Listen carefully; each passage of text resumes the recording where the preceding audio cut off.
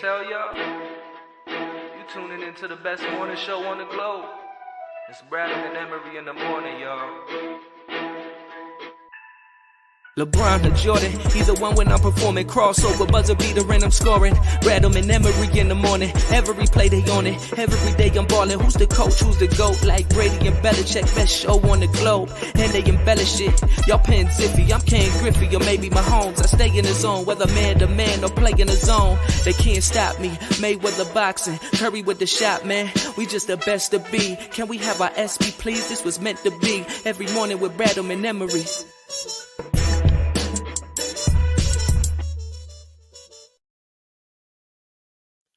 Yes, sir. You know the vibes. Bradham in the morning. Marques Bradham, just an Emery. Yo. It So we're feels gonna so good to be back. Oh my gosh, I know. I last Monday just screamed yes sir at the top of my lungs at 8:30. Just had to have it.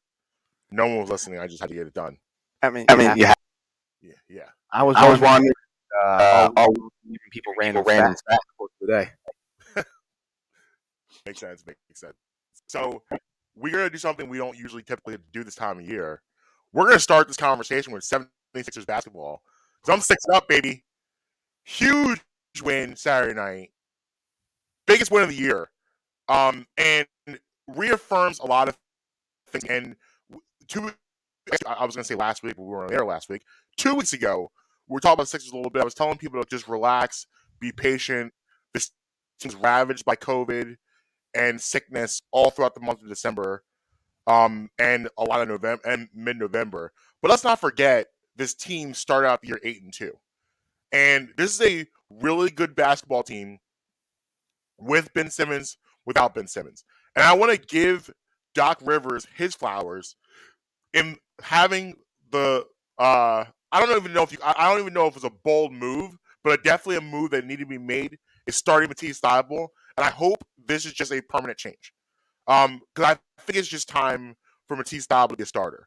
I understand about the shooting 27% from three, but he affects the game on the defensive end so much it doesn't even matter. Look what he did to Stephen Wardell Curry on Saturday night. Have you ever seen the greatest shooter of all time?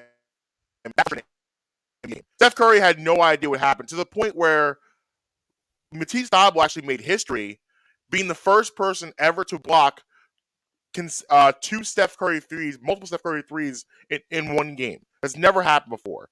When he guarded, I actually have the stats right here. I'm going to pull them up real quick. Him guarding Steph Curry, the things that he was able to pull off were absolutely unbelievable.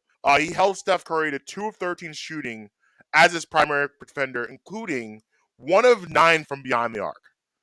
And the thing that was impressive, if you watch, I actually was focused on that matchup a lot during the game. I took my eyes off the ball and was watching the off the ball matchup of those two.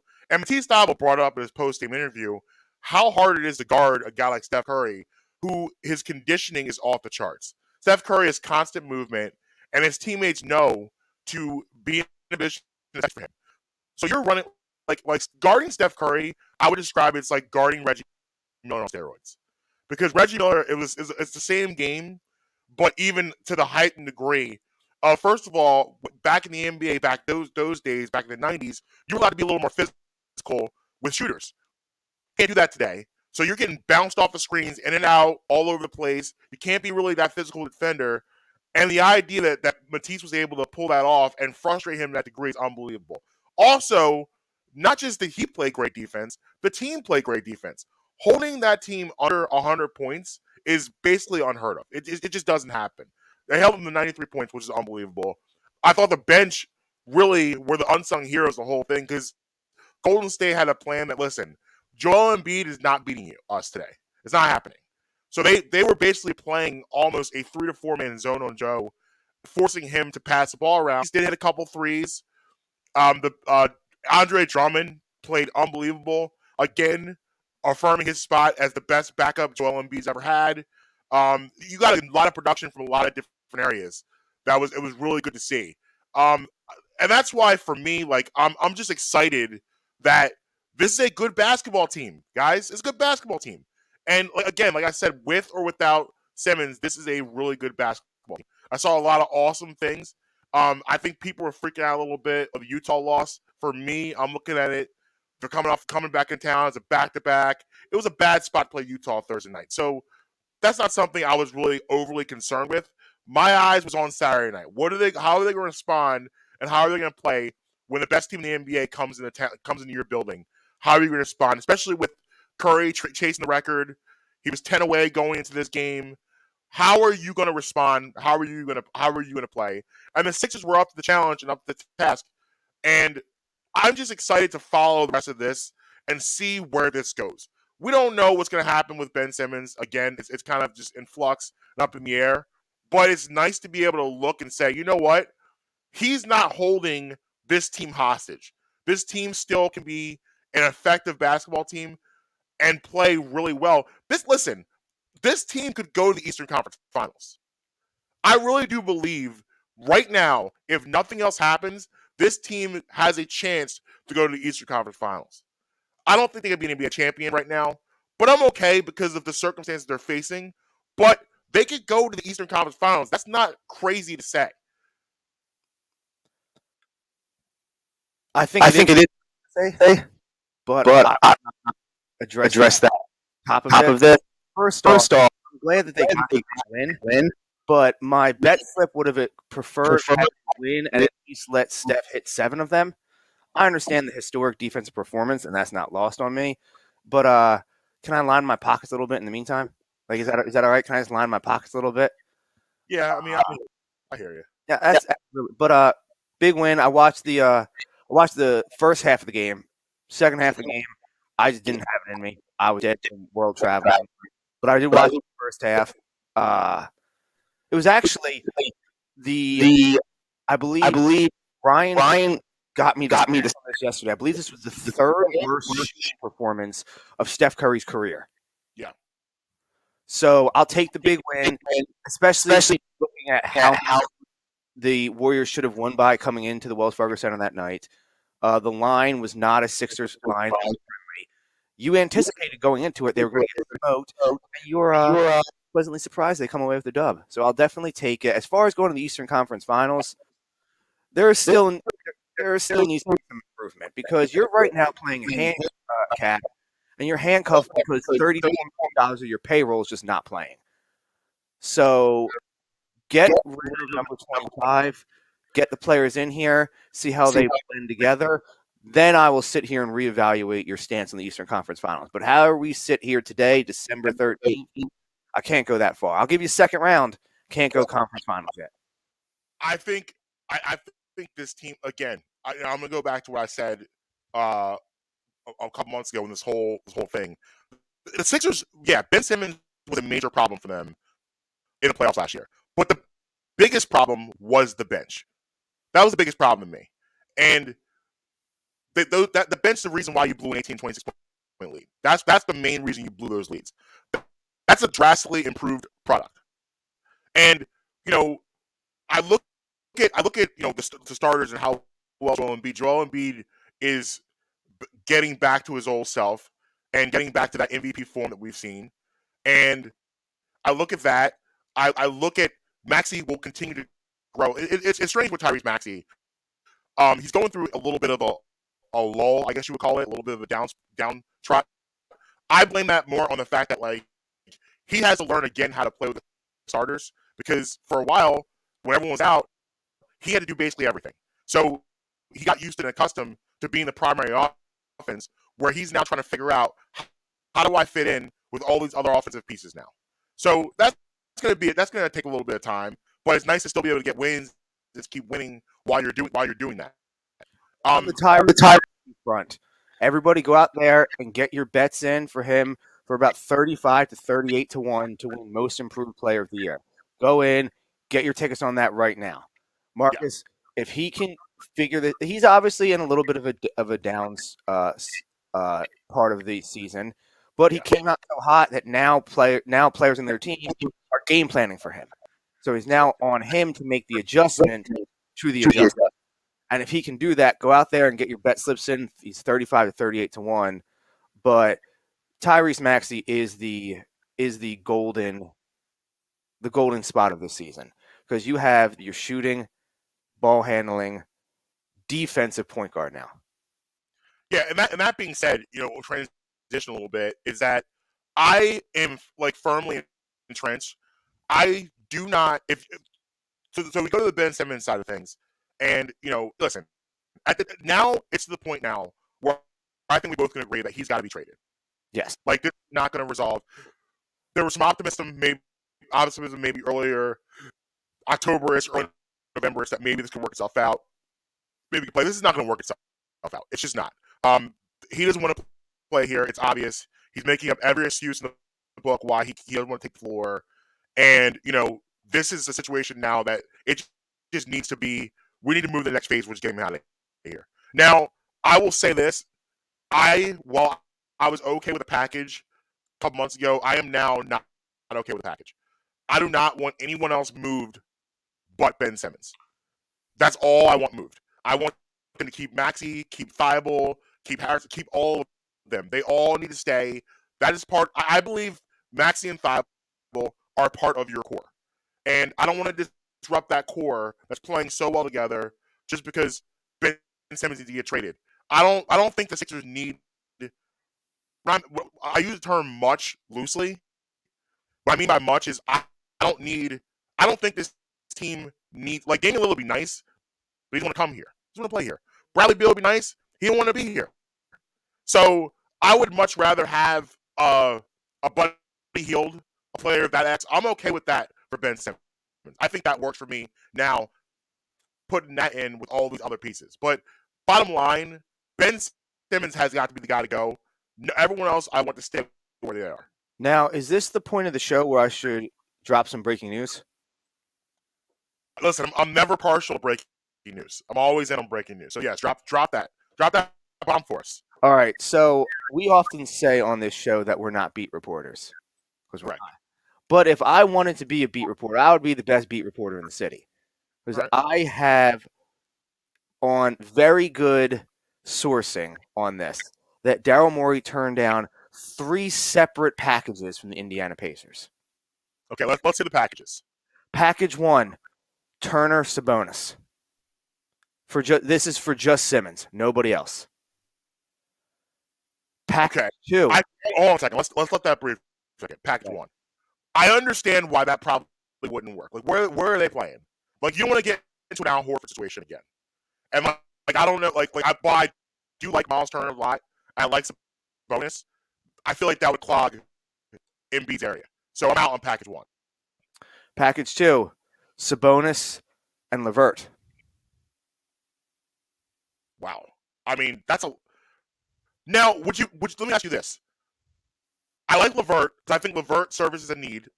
It gives you some more backcourt presence. But would you take Sabonis and try to flip him? Because I don't think Sabonis fits on this team.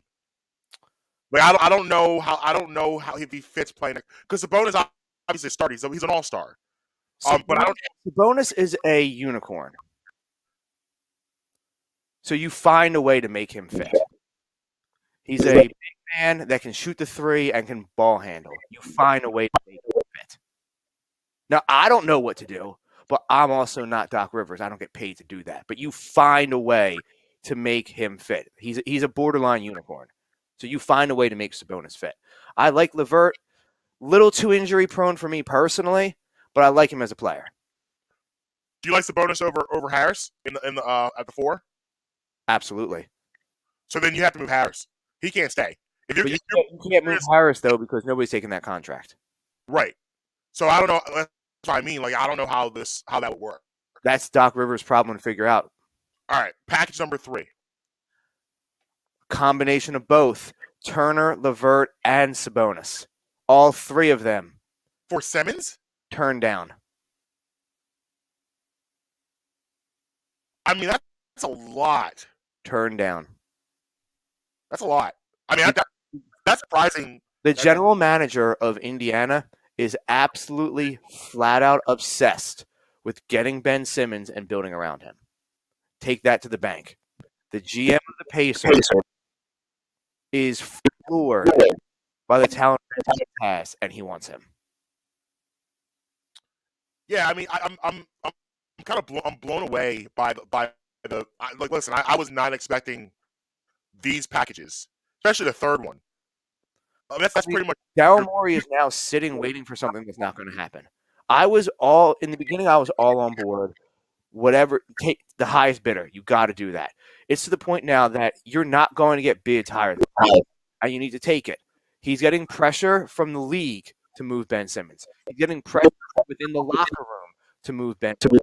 He's getting pressure from the coaching staff within the organization and ownership to move Ben Simmons, and he's not moving him. So it is more and more looking like this is Daryl Morey being hard-headed versus trying to be gamesmanship and hold out for the best package. And at the end of the day, if you got, so let's just say you got one of those packages in here, okay? In the offseason, we both know he is making an all-out push for James Harden. So that's your big fish. And James Harden would want to play here because James Harden, he loves Daryl Morey. And, he's not going to have to, he's in Brooklyn right now, so he's not going to have to completely disengage and relocate his life. So that's your big fish. So you get your big fish, and if you pair that with, Sabonis or LeVert, I like the Sabonis LeVert package the best myself. I don't really think we have a need for. I don't think we have a use for Miles Turner, especially with Drummond and Embiid, and it's too much. But I like the LeVert Sabonis package the best. But say you get that package in here, you pair that with Harden in the summer, you're good to go. You're ready. Here we go. So it's and I think he bought himself. Daryl Morey bought himself a little time when Ben came in here. It was that couple weeks where it was like, well, maybe he will play for them. But it's obvious he's not playing for the Sixers this year. Do you think right now that the fine, like right now, do you think he's being fined?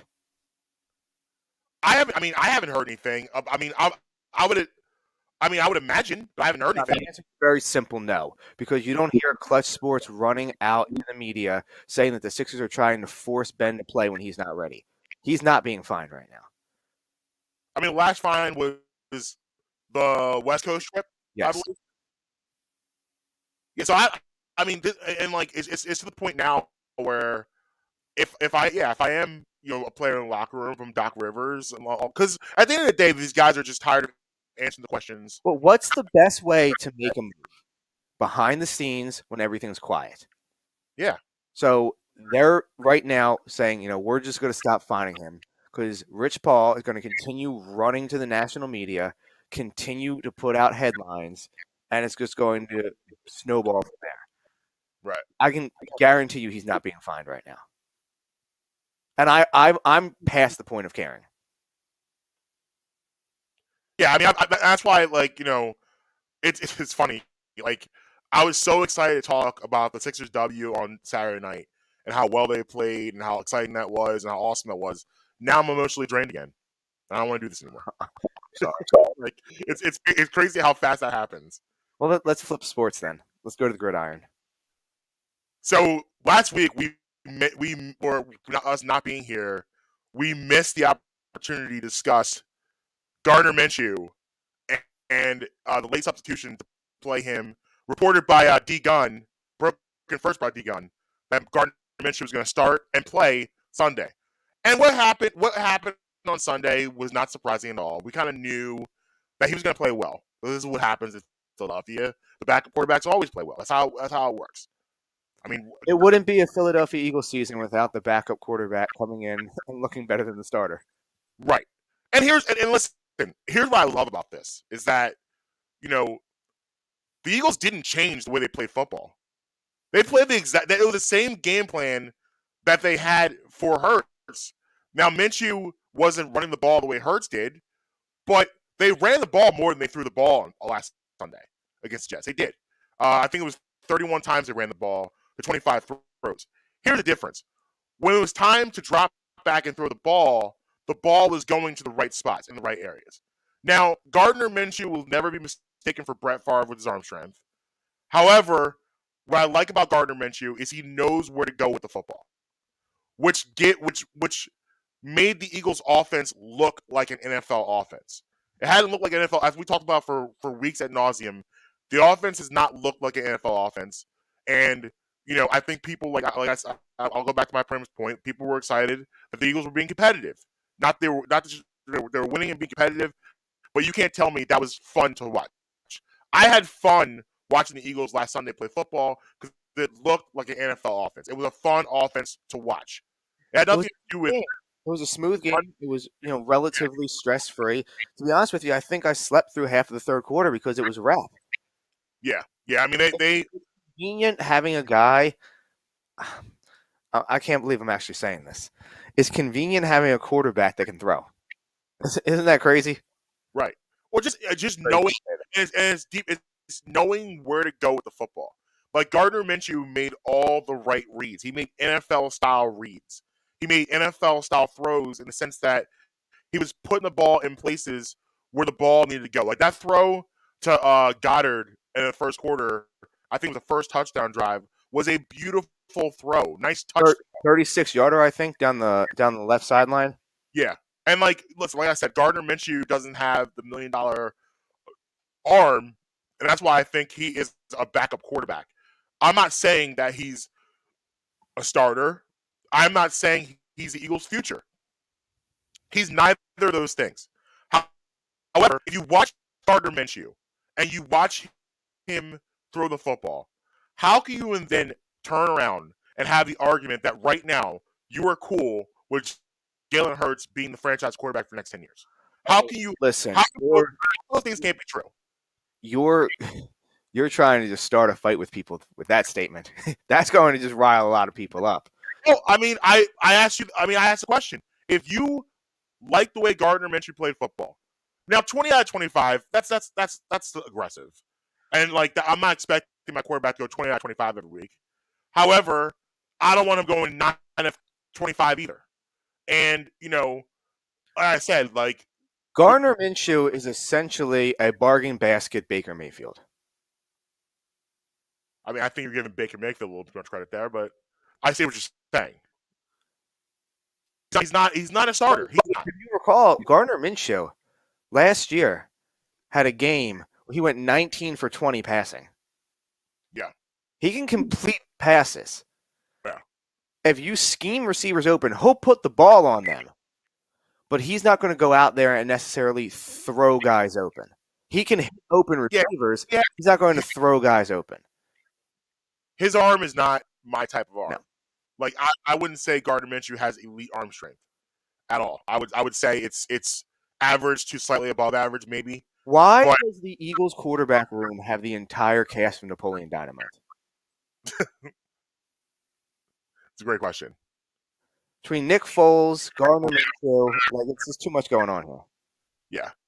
I mean, I know. I'm glad. I think Philadelphia was cautioned not to overreact to Gardner Minshew. I didn't really hear, and I purposely didn't listen to a lot of Sports Talk Radio last week. I purposely did not tune in a lot either. Hear the Minshew's our guy conversation. I didn't want to do it because Minshew's not our guy. He's not our guy. But what you can say is it was nice seeing a quarterback be able to make the throws and the right reads. That's what you can say. And again, I'll ask the question. If you were very happy with Minshew's performance throwing the football, how can you then turn around to me and say that I'm okay with Jalen Hurts being the franchise quarterback for the next 10 years? You're not going to get that argument from me. You know how I stand on Jalen Hurts, so you're not going to get any pushback from me on that. Yes, and again, this is a Jalen Hurts friendly show. I want to see the kid improve. I want to see him grow. I'd like to see that happen. However, right now, we got work to do. And it starts on Sunday because the Eagles have put themselves into a nice position. I mean, think about this. I mean, I keep going back to the Raiders game because how can you not go back to the Raiders game and think about the fact that this Eagles team after that game, you were like, okay, this is a lottery team. They're going to be getting a top 10 pick, and the coach is going to be gone. The quarterback's going to be gone. What are we doing? And now you fast forward to where you are now, where the Eagles right now today have a 39% chance of making the playoffs. And their destiny really is right in front of them. Fascinating to think about. Right in front of them to think about that they technically control their own destiny. If they win on Sunday and beat the Washington football team, they're in the driver's seat to go to the playoffs. And this is how it looks right now. Right now, they are on the outside looking in. They are not in right now. The 3 wildcard teams are the Rams, 49ers, and the Washington football team. Dallas does you a favor by beating the football team yesterday. And the Vikings are ahead of you technically, but the Vikings in the next couple of weeks, they have the Bears this week on Monday Night Football, so they'll probably win that game. But after the Bears, they got the Rams coming into Minnesota, and then they have to go to Green Bay. And Green Bay is looking to lock up a number 1 seed. So, and Green Bay has to keep pace with the Cardinals and the Buccaneers, who won yesterday too in overtime. So and you have the Cardinals Rams tonight in a huge yes, NFC West matchup on Monday Night Football. Correct. Hopefully, and if those two combine for over 47.5, I will be wearing sunglasses on Wednesday. There we go. Oh yeah. So meeting your criteria, okay? I didn't. That completely arbitrary criteria you made up. Criteria. The sunglasses parlay has to be a plus 10K parlay. It has to be. You can't be wearing sunglasses for 1,500. Not good. But what if it's a 9-legger you hit? A 9-legger. Yeah, that's a great parlay, but it needs to be over 10K. It has to be over 10K. Arbitrary guidelines out here. Sunglasses are special. It's a special parlay. Anyway, so you got the Rams playing tonight, like you said, and San Francisco win. They beat the Bengals in overtime. But then, like I said, Washington, you got them twice. You got them twice in the next 3 weeks, and you got the Giants. Out of you, between you, Washington, and the Vikings, the Eagles have the Eagles' easiest schedule. And again, they control their own destiny, which is just wild to think about. That this team, if they beat Washington on Sunday, I would say their playoff chances shoot to like 65%, somewhere in there. So you have 40 games left. Where do you see them coming out with a record for those 40 games? Is 3-1 too much? I think 9. No, I was just going to say. I think 9 is where they should be. Like they should beat. Well, I mean, let's say they're going to beat the Giants. They won't lose to the Giants twice. They should win 2 in a row. I think they'll win this week. Then they'll beat the Giants, put them at 8-7. Okay. Now, can they go into Washington and win? Because that's going to be that game will probably be. Well, no, because they'll have the Cowboys after that at home, and Dallas probably have nothing to play for. Because Dallas should, at that point, have the NFC East locked up. So you could lose to Washington in Washington and still get a playoff spot. Who's their other game? So they have the 4 division games. What's the other one that they have? That's it. It's just those 4? Washington twice, Giants, Cowboys. Okay. So if you beat Washington this week and you beat the Giants next week, you're probably okay. I mean, I'm not foolish enough to think that they're going to win all 4 in a row against the division. Right. And I think like the Washington in Washington, that's going to be tough, especially if Washington's still hanging around. But they could come back here and beat the Cowboys the final week of the season and get in. Because, like I said, I don't think the Cowboys will have anything to play for because the NFC East should be locked up by then. Because they got the Cowboys got the Giants this week. Coming on, so they should have the division locked up unless they're jockeying for positioning within the seeding. But I mean, does the seeding really? If you're not getting now, there's no 2 buys, so the seeding doesn't really matter anymore because after the 1 seed, I mean, as long as you're getting because Dallas is going to get a home playoff game. Yeah, but say they had the choice between playing the Rams coming to town or the Vikings coming to town. Which one were they more likely to have? Because I can tell you, if the Rams are going to the Cowboys for Wild Card Weekend, the Cowboys are done. Yeah, I mean, I'm looking at the standings right now. Like the Rams are a terrifying 5th seed to me. I agree. I mean, I like them tonight too, by the way. But I like them. I don't know. I don't really know. I'm looking at the standings right now. I don't know if Dallas really can go anywhere. They're 9-4 right now, and Are they currently 3 or 4? they're the 4 seed right now. Okay. Let's see. 40 Arizona, Green Bay, Arizona. Who's the one that I'm missing? Tampa Bay. Tampa Bay. And Tampa Bay beat them head to head. So I'm with you now. Yeah, Dallas really can't go anywhere. I guess it would only be if they can leapfrog Tampa Bay. But I mean, what's good? right now, they're looking at the Rams coming to town. Right now, as it shakes out, the Rams will be going to Dallas for Wild Card Weekend, and it will wipe them off the board. I mean, the loss is really going to kill the Cowboys for seeding purposes with the Raiders' loss. That was a bad loss. That loss on Thanksgiving was a bad loss for them because if they win that game, they're right here with Tampa Bay, Green Bay, and Arizona. They're right in the mix of all of that. Yes. That was, I mean, Tampa Bay has tiebreaker to beat them opening night, but they're still in the mix for that number 1 seed. But that loss puts them firmly behind these 3. Because Arizona's sitting at 10-2. Because even if they lose tonight, they're still right there. Tampa Bay's 10-3, and the Green Bay's 10-3. Yes. Dallas 9-4. They're not going to catch them. So again, to my point, Dallas will probably have nothing to play for coming in here that last week. Now, will they, for the love of the game, play their starters? We'll see. Who knows? But even if you do play your starters, you know how this stuff goes. It's a mentality thing. You're going to make a lot of business decisions that last week of the season going into the playoff game next week, even if you are playing the starters at all. And probably not. So I mean, you may see Dak for the first half. You may see a couple of the receivers. I'd be very shocked if you see Zeke. I'd be very shocked if you see any of the offensive linemen. You probably have Parsons play because he's still a rookie.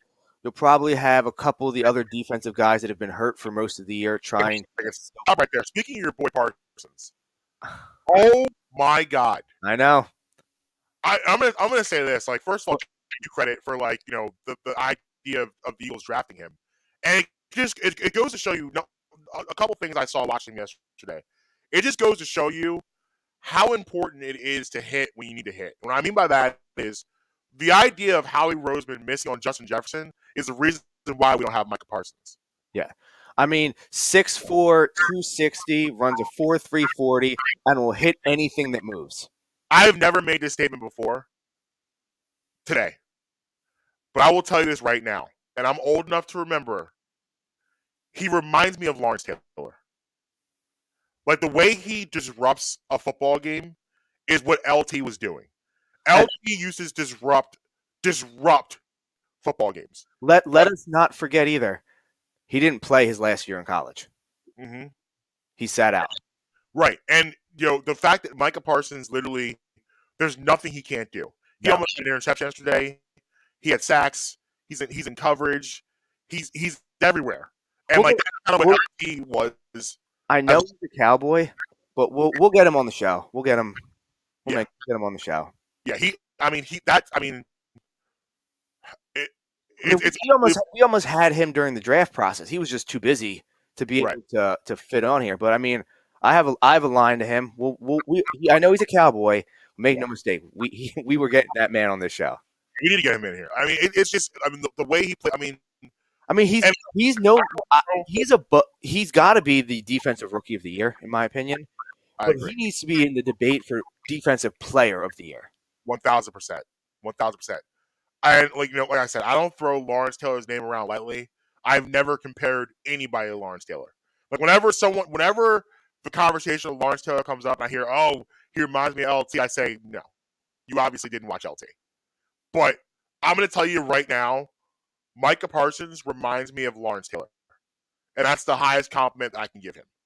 Like I don't know if I've seen a guy disrupt a football game the way he's capable of disrupting a football game. He's everywhere. He's everywhere in every single play. He is in the screenshot where the ball is. Every single play. So here's the takeaway of I want the Eagles. First of all, I want the Eagles to make the playoffs. And I should be a general manager. I'm 2 for 2 the last 2 years. Yeah. If I'm picking, we're rolling with Justin Herbert and Micah Parsons. Yeah, we're good. My team's set. Yeah, we're ready to go. Call me. I'm available. I want the Eagles to make the playoffs. I want the Eagles to make the playoffs because I want to see this offense in the playoffs. And the petty part of me, the petty LaBelle part of me, wants to just have people, all these Jalen Hurts people out here, to see how this looks in a playoff format and what this looks like in the playoffs and how difficult it is to play offensive football with a quarterback that can't make all the throws offensively. I mean, does it mean that I don't want Jalen Hurts eventually to be the franchise guy? No. I do want him, but we got to be... There needs to be a point of reckoning. And Right. it almost has to come at a point where it's an embarrassment to open people's eyes. Mm-hmm. Because you're going to give a defensive coordinator a playoff deep. Because when you're in the playoffs, I know the NFL is a mediocre league, but when you're in the playoffs, and things change drastically. The game planning changes drastically. They are going to try to take away. Everyone turns into Bill Belichick in the playoffs. Mm-hmm. What that is, everyone's trying to take away your best thing. Whatever you do best, that's what they're trying to take away. What separates Belichick from everyone else is Belichick does that on a week-to-week basis. He can do that. He does that in regular season too. He's constantly coaching a playoff game plan all the time. When it comes to him, when it comes to Jalen Hurts, if Jalen Hurts gets, in the playoffs, teams with game planning and scheming and saying, okay, we want Jalen Hurts to throw the football and make him beat us with his arm because we don't believe that he can do that. And then we'll see. I don't believe he can do that either. So we're all on the same page. Yeah, and then we'll see. But listen, like I said, my goal for this season was to see the Eagles play competitive December football, and here we are. Starting Sunday, we are in the midst of a nice December run. And we'll see what happens and see where it goes. It's crazy to think that we were ready to bury the season pre-Halloween. Before we go to break, I was leading the charge. I don't want to act like I wasn't. I was leading the charge for that. Before we go to break, we need to shout out Brandon Graham because Brandon Graham, remember, said this Eagles team would be a wildcard team. Remember, he said that early on. He did. After we got hurt, he said this team will be a wildcard team. He did. And here we are with a great shot of getting the wild card. We'll see how it goes. But we're going to take a break. And on the other side, we're going to getting in something that happened to me this weekend. I got hit with a Kanye line. And I finally understand what the line means because it happened to me. I learned something new about the weather this week. And I hear you have some stories to tell. So we're going to get to all that on the other side of the break. Bradham in the morning. We're all traveler over here. Yeah, Bradham in the morning. Marques Bradham, just memory. We'll be right back. Looking for authentic Mexican food close to home? Great news. District Taco is just around the corner in Abington, Pennsylvania, and they'd love to fiesta with you. Offering delicious fish tacos, a California burrito stuffed with guac, steak, fries, and chipotle mayo, plus sweet, crispy churros. District Taco has it all. Try out the newest location and come back for more. Get 10% off your first in-app order with promo code BREMI10. Always fresh, always Mexican, District Taco. Hi, I'd like to talk to you guys today about my friends at Uncle Mike's Homemade Ice Cream. USA Today selected Uncle Mike's Homemade Ice Cream as the best ice cream parlor in Pennsylvania. Uncle Mike's is a family-owned and dedicated to the production of premium quality and gourmet ice cream and sorbet, made fresh daily on the premises using the highest quality ingredients available. Uncle Mike's features over 30 unique delicious flavors offered in scoops, sundaes, shakes, and special order ice cream cakes and pies. Uncle Mike's Homemade Ice Cream is located at 537 York Road in Warminster and is open all year round. Visit Uncle Mike's and let their friendly staff serve you happiness one scoop at a time. Justin here. Let me tell you about my friends over at Beef Jerky Outlet. A family-owned business, Sharon and Michael have the best jerky around. They have a huge selection to choose from, but always make sure to try my personal favorite, the Honey Barbecue Turkey Jerky. Don't think they only have jerky for sale. They also have the best supply of sauces, marinades, and rubs for all of your new recipes. Located at 110 Lincoln Highway, right by Oxford Valley Mall. Head on over there, go in and say, yo, Justin sent me. Hi, I'd like to talk to you guys about my friends at Amy's Pizza. Amy has a plethora of pizzas for your munching pleasure, especially pizzas such as Hawaiian, margarita, and taco. Taco actually being my personal favorite. And also plenty more. If it's sandwiches you desire, they've got those too. Cheesesteaks, burgers, hoagies, even gyros. Amy's offers pickup and takeout options. Also, they're available on Grubhub. Amy's located at 332 York Road in the heart of Hatboro. You can call them today at 215-957-1000. Again, that's 215-957-1000. Every Friday, we're bringing you bits, but it's especially hilarious to me knowing what I've seen happen in McDonald's locations over the years. Hell, what I've done in McDonald's locations over the years. Hits. Always winterize your pipes. I think that is such a funny... And everything in between. Oh, See, it's the God. opposite. You don't see it, and he was totally about eating that baby. We are Twitty and the Brand. We're going to ruin something that you love. New episodes weekly on all your favorite podcast streamers. Yeah, man. Welcome back. Bradham in the morning. Marques Bradham, Justin Emery. Full disclosure, this show does not condone eating babies. No. Does not. No, we don't. Does. Or doing weird stuff in McDonald's parking lots. Or McDonald's bathrooms. Yeah, none of those things. Though I did tell the story when I was dry snitching in the McDonald's bathroom. Yes. Yes. It had to happen. It had to. Post another man at the urinal. That person brought it on themselves. It did. It's like Shannon Sharp says, why are you out here dry snitching? Yeah. Guilty. Guilty. So let's dive into the facts for today. Okay. There's not too many of them, so let's get to that quickly and we'll get that out of the way. Today in 2000, Al Gore concedes the presidential election. Oh man. That was my first election I was able to vote. It was 2000. I actually stayed up. That was a wild night of news. Just to put it mildly, a wild night of news. I have that was so odd to see we have now votes declare that George W. Bush was next. Hold on. Al Gore will be next. Hold on. George, this went on for 3 hours back and forth, then declaring Bush or Gore, Bush, Gore. It was unbelievable. It was a great way for me to be introduced to voting. So this is the monthly part of the show where I make my co-host feel old. Yeah. I was in 5th grade during that. Ugh. So you're not voting. No. I was not voting at all for that. That's fair. 2019, the Times Person of the Year, 16-year-old climate activist, Greta Thunberg. I don't know if I pronounced her name properly, so if I pronounced that wrong, I apologize. Okay. 2003, Saddam Hussein's captured. One of the most infamous news screenshots, probably in the last 25 to 30 years at least. Yeah. Oh, yeah. And 1925, Dick Van Dyke is born. Legendary Dick Van Dyke. And a whole bunch of stuff from the American Revolution that we're not going to bore people with. Okay. But we've had some haymakers for some that have been happening recently, so it's all right to have a day where there's not so much going on. You're right. I'm not out here giving history lessons for the middle hour of the show. Yeah, that's not what we do. That's not what we do. No. So, explain to me. Let's start with what happened with your weather, because Marques Bradham is now a meteorologist, from what I hear.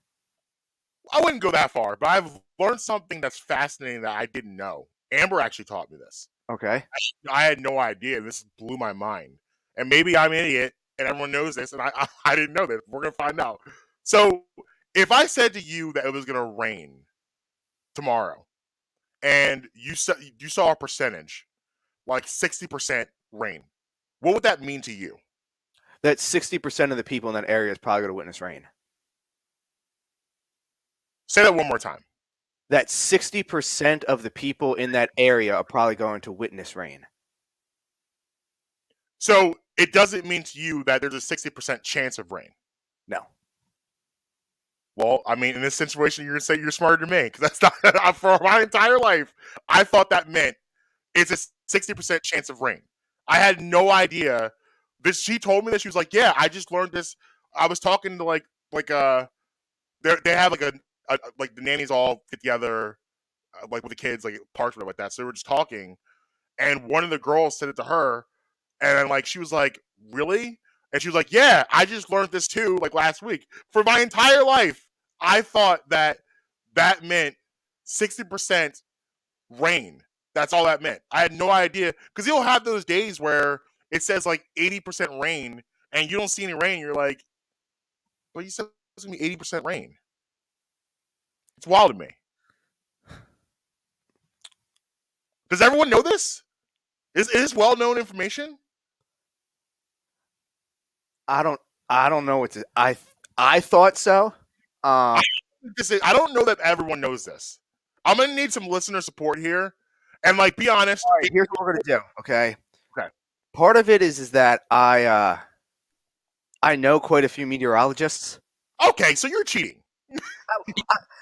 How is that cheating? Okay. It's cheating because you know meteorologists. You have inside scoops to this. Like, I mean, Marcus, have you not learned that I try to get the inside scoop for everything all the time? yeah, you're just in two scoops Emery. But here's what we'll do. We'll have a meteorologist on in a couple of weeks, and he'll give us all the other, I guess, common misconceptions when trying to interpret the weather.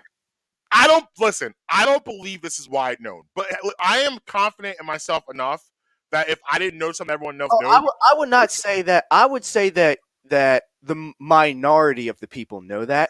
Yeah. But I think it's a larger minority than you'd think. Well, I mean, listen, I'm going to say it blew my mind. Like, open up a whole new world to me.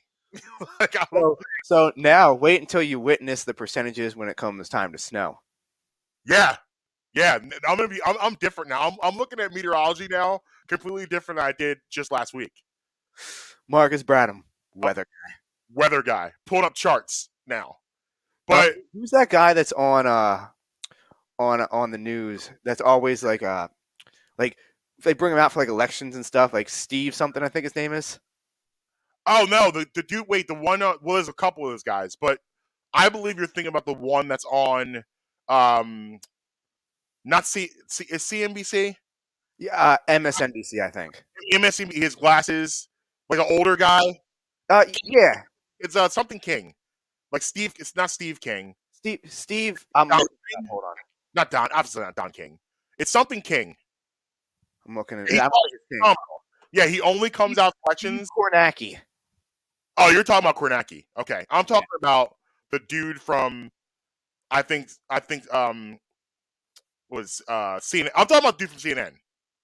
I know Kornacki though. I know who you're talking about. Yeah, no, Steve. Like, you know how you always have like those, like how you think you look versus how you actually look. Yeah. When I'm sitting here breaking down like the show rundowns, I think I'm Steve Kornacki. But in reality, I probably look like that episode of Always Sunny with Charlie yelling at the board while he's smoking cigarettes. Like, that's how I think I'm looking and how I'm actually looking out here. Well, listen, I got to run something else by you. Okay. We had an incident on the mountain on Friday night. Is this weather related? No, it's not weather related. Okay. But actually, speaking of weather, it's actually pretty funny. Real quick, we had a little bit of a storm on. I think it was Saturday night. It was like the wind was real. Yeah, Real. We had the basketball hoop in the backyard, and like we have the water in it, so it's like stable. And it starts moving back and forth a little bit. And Amber's like, "Hey, do you think we should move the car from underneath the hoop?" I'm like, "What? Where do you think we are? We're not in Kansas. It's not going anywhere." The hoop's just wandering back and forth, and she thinks it's gonna like pick up out of the ground, like slamming the car. I'm like, "Yo, this isn't a Allstate commercial. We're gonna be all right. We'll figure it out. It's gonna be okay." It's like the farmer's insurance, where he's like, "Yeah, we are farmers." It's like the great basketball net incident of 2021. We were there and we covered it. So I got hit with a Kanye line this Friday night. Okay. So you know Flashing Lights, right? Oh yeah, one of my favorite songs by him. Yes. So you know what he talks about? Them trips from Florida, views of the water, straight from the page of your favorite author, and the weather so breezy. Man, why can't life always be this easy? Where are you, Yeezy? I got hit with the Opti Wopti. Ready for this? Come again. Wapty I got hit with on Friday night. Okay. It'll make sense when I explain the story.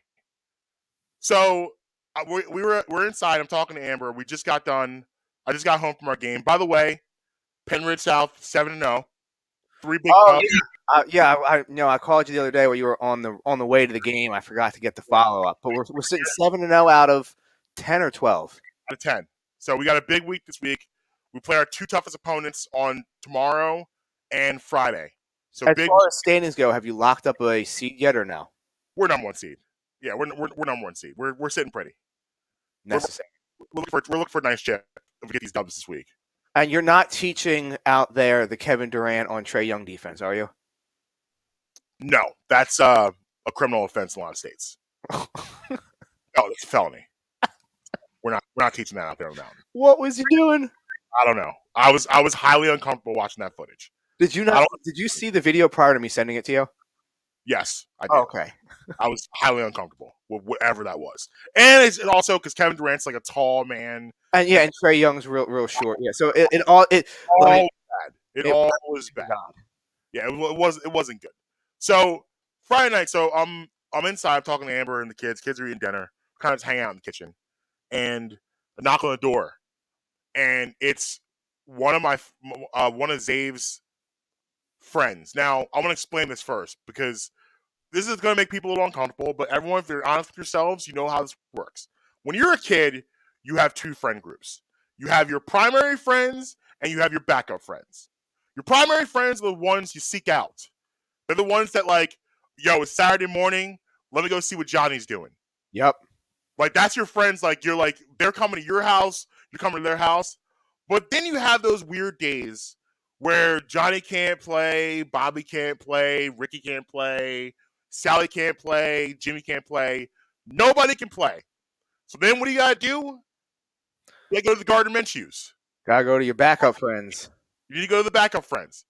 This kid is a backup friend. He is a kid that, and like, I mean, Zane's pretty good. He's way better about it than I was when I was a kid. I made it well known that you were my backup friend. I didn't say it to you. It's just how I treated you. But you call me up like, yeah, you want to come out and play? Let me call you back in 15 minutes. Let me see. Yo, you around? Oh, good? Yeah, sorry, dog. I can't play. I can't come out today. Meanwhile, you're seeing me down. My usual move was, oh, hold on. Let me go ask my mom if I can come over. Sorry, mom says I can't come over today. Maybe next time. Yeah, and you would get listen, you would get like upset. Like it's like, oh man, I gotta play with Joey today. I don't want to do that, but I got nothing else to do. I gotta, it's either that or sitting here and stare at my wall. So Joey it is. So this kid's a backup friend. I'm a wall starer in that situation, Marcus. You're gonna go wall? I'm going wall staring all day in that situation. So this kid at the door. I look a little further. He's standing there with his mom. So I'm like, okay. So I'm like, hey, how's it going, guys? Mom goes, hey, he was wondering if he could play with Xavier. I'm like, yeah, it's not a problem. I'm like, he's eating dinner right now. I'll send him over to you in about 20 minutes. Because silly me thinking you're coming to the door to get my kid. You want to play with him at your house. Silly me. And then mom goes, actually, I have a really bad migraine. Would you mind if you played here? And I said, I guess. And I closed the door. I'm like, just give me like a half an hour. I close the door, turn around. I walk back inside. And I'm like, I don't know what just happened, but I think I just got coaxed into babysitting a child. Like, it sure sounds like it. I got hit with the Opti Wopti.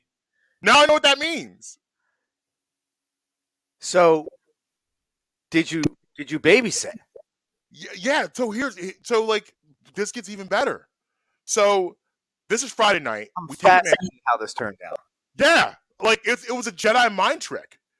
Like she showed up at the door, making me believe that she's taking my kid. Meanwhile, she knows I'm actually going to take her kid. It's kind of genius if you think about it. But I didn't like because it happened to me. You got to add that to the repertoire. It gets better. Okay. So This is Friday night. Saturday afternoon. Knock on the door. It's a kid again. Because it's a kind of a rainy, weird day a little bit. It's cloudy on the mountain. So not really a lot of people were out. Even though it was unseasonably warm. A lot of kids weren't out. Kids were kind of just so. Backup friend shows up. And I'm like, Zave, what do you want to do here? He's like, yeah, let him in. So he comes in. Amber comes home 15 minutes later. And she goes, hey, mom's not here. She went out. Like she left. And we're like, I think it happened again. She's trying to get us to babysit it. She like rolled out. She's like you can't, like, listen, and this happened like back in the day, like parents coordinated stuff where it's like, hey, I'm gonna, like, is it cool if Bobby comes over to the house? I'm gonna go run some errands while he's there. Oh, no problem. Whatever. She ghosted. She didn't give any, she was out. Gone. Didn't give us the option. Then Sunday hits. Oh. Sunday is actually, yeah, my father-in-law, no, she tried to go for a three-peat. My father-in-law's birthday. Oh, oh my gosh, I forgot this part of it too. So Friday night, she had texted Amber, because we were like, she just shows up at the door and didn't text. Like, she has Amber's number. She had texted Amber. Amber didn't respond, so they just came over. It's a bold strategy, Cotton. Let's see if it works. Like, this is backup friend energy. Yes. Backup friends are extra thirsty because, like, they're never the primary friends. Because also, your primary friends will just show up to your crib and be like, I'm here. Right. And you don't care. You're like, all right, cool. Come on, let's go. He's a nice kid, but he reeks of backup friend. Like, he definitely is, no question, in the backup. He's the Coy Detmers. Terrible. He's the AJ Feelys. He's the backup friend. He's not starting. He can't start for my squad. He can't start for Zay's squad too, apparently. So Sunday, once again, she texts, but Amber sees a text, and Amber's like, "No, we have family over." No, she doesn't respond. So we think there's a possibility she could be upset with us, even though we babysat her kid for 2 straight days. The gall. There's nothing I can say that I want to say that I can repeat on this show. Yeah, but I mean, the strategy in itself, not a bad strategy. I'm not mad at it. Like, after this show, I'll text you my my real thoughts on it because I don't want to repeat it. Yeah, the migraine move was impressive. I'm mad at it because it happened to me, but it was an impressive move. I honestly don't even know what to say. I've never never encountered this before. Yeah, it's the Opti Wati. It makes sense now. Yeah, it all makes sense. I got hit with the Okie doke. Opti Wopti. Yeah, got hit with the Opti Wati. I did not expect this to be occurring on my Monday morning. I do have to preface that. The Opti Wopti. I know people are like, Marcus, you're so mean. Primary friends, backup friends. You've all done it. You've all done it. Stop it. Everyone's done it. Everyone, even adults, have backup friends. Like, when adults get together for parties, or they're throwing a party, you have the primary people you invite, and you have the seat fillers to make your party look big. And the primary people, they always see each other at the same parties and events, so they know they're primary. Yep. If you get invited to a party and you show up and there's people there that you've never seen before, they're the backup friends. Yes, we need seat fillers. We need to look like we have a nice party here. We need seat fillers here. I'm about to hurt a lot of people's feelings with what I'm about to say about this. I have quite a few backup friends. They'll never know who they are. They can't. That's mean. But here's the thing, though: is your starter friends know that they're your starter friends. For sure. Without even telling, you don't even need to tell them. If you're going 40 minutes, you know you're going 40 minutes. You know you're playing 40. Fact. But, like I said, there's nothing wrong with it. It's mean when you let them know. Like, I got better at it. Like, when I was a kid, I was a jerk. So, like, I didn't care. But, like, as an adult, gotta be a little bit more sly about it. See, I actually have a very good backup friend excuse. Oh man, I can't. You know what time I got to be up to do the morning show? Ah, can't do it. There you go. Blame it on Bradham and Emery. Meanwhile, I'm winning my 3rd Super Bowl in a row with the Detroit Lions in Madden. So All right, so you had an interesting week last week up in Boston. I was everywhere. I was Connecticut, Massachusetts, Rhode Island. I was in New England. You I were was living, New England ending it. you were tea partying. Yes, I was tea partying. First off, Foxwoods Casino in Connecticut. Mhm. Second biggest casino in America. 9 million indoor square feet. That's terrifying. In this place. Bowling alley. Check. Go-kart racing. Yes, go-kart racing. Right here. Boom. Go-kart racing. Me there. I was Ricky Bobby. I also have to say, You're like the tiniest stuntman ever. yes. I actually cropped that picture so you couldn't see how long the suit was hanging off from the end of my legs. But I do have to say, shout out to me because I came in first place and set the daily lap record. Look at you. Here's the crazy part, though, is that as far as the all-time record, I was in like the 700s. Despite the fact that I set the daily record that day, there was like 700 people faster than I was, all time. Wow. Some of them by 10 to 12 seconds. Wow. And these things moved, Marcus. I've never been on a go-kart that went 45 miles an hour before. I mean, they're making you wear like actual. I've never been on a go kart that made you wear race gear. had a neck brace on. I had the helmet on. I was strapped in. I was Moving. I was moving. And you're not really protected by much. I spun out and hit the wall multiple times. You're It was basically awesome. in a business like a chair, protected by nothing. Nothing. And like they had like the little like communication thing in their helmet. They're like, one more lap left. Hit pit row. I was moving. You had a pit row. You had a pit row. What is happening? It was. I had to watch a safety video before going in there. I can imagine. I can imagine there could be some gnarly. Because you hit somebody at 45. Oh, you're smoking them. Yeah, that's gonna hurt. They also had a zip line off the roof. However, it snowed while I was there, and you know how me and cold weather. Like what is Basically, 2 golf courses, a Top Golf indoors. Wow. Trying to remember, there was a lot more going on there that I don't even remember. I have yet to attend a Top Golf, but I've heard excellent things. They're building one right. They're building one right in the Northeast at Byberry and the Boulevard. Okay. Right by, I think it was Northeast Airport right there. Yeah. Yeah, it's going to be right by there. Like where they bought a bunch of like the warehouse space, knocked all the warehouses down. There's nothing but land over there, just unused city land. Yeah. So they're building it there. Almost done. But the place was wild. Shout out to the people at Foxwoods, letting us launch the new DraftKings sportsbook there. That's why we were there. Marcus, I was eating like a king. Yeah, I've seen some of these pictures, but let's break this down. Yeah. So where do you want to start with this? Should we start with the guys' pastrami egg rolls, or do we go with the seafood tower to start off with? Let's give the people a seafood tower. All right. So I sent you this picture. Yeah. And immediately you were like, what is happening? Yeah. Fair statement. What is happening here? Unpacking this picture. So let me start off by saying we're looking right here at the seafood tower appetizer at David Burke's Steakhouse at Foxwoods Casino. Okay. So the top layer has a whole lobster already dissected for you. Middle layer, crab legs, shrimp, mussels. Bottom layer, scallops, clams, oysters with cascading dry ice to keep it all chilled. Wow, that's a masterpiece.